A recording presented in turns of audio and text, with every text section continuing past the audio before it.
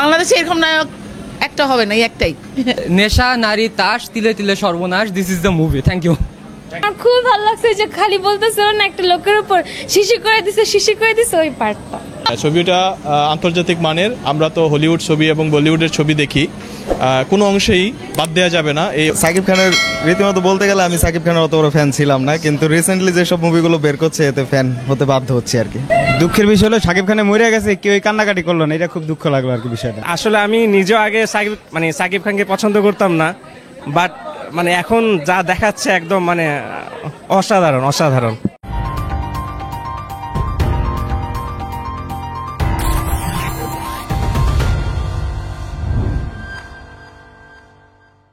বরবাদ exceptional, খুবই দুর্দান্ত অভিনয় এবং সত্যি বলা যায় বাংলা সিনেমায় একটা অনন্য সংযোগ হবে বরবাদ।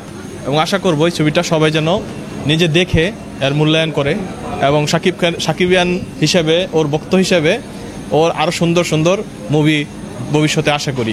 ধন্যবাদ।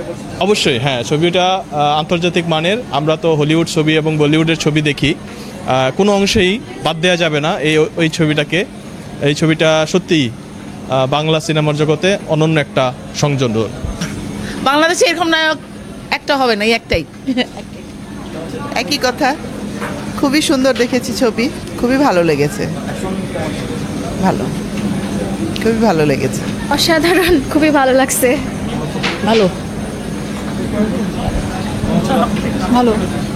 একটা কথাই বলবো, বাংলা সিনেমা আস্তে আস্তে ধীরে ধীরে আরো এক্সট্রিম লেভেলে চলে যাচ্ছে, তো এটা আমাদের দেশের জন্য খুবই ভালো দেখা যায়। সাকিব খানের রীতিমতো বলতে গেলে আমি সাকিব খানের অত বড় ফ্যান ছিলাম না, কিন্তু রিসেন্টলি যেসব মুভিগুলো বের করছে এতে ফ্যান হতে বাধ্য হচ্ছে আর কি। ধন্যবাদ।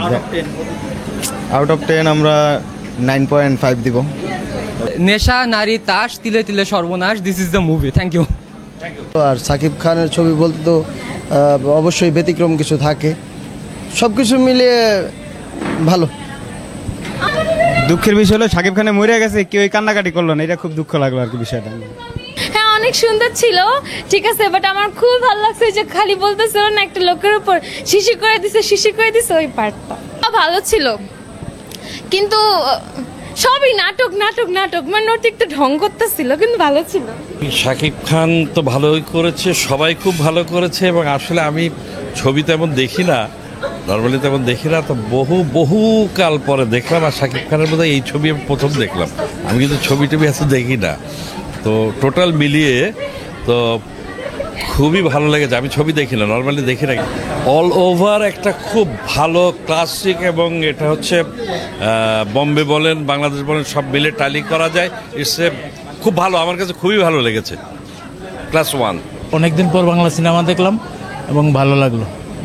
বাংলাদেশে অনেকদিন পর আসলে অনেক মানে ভালো একটা ছবি দেখলাম।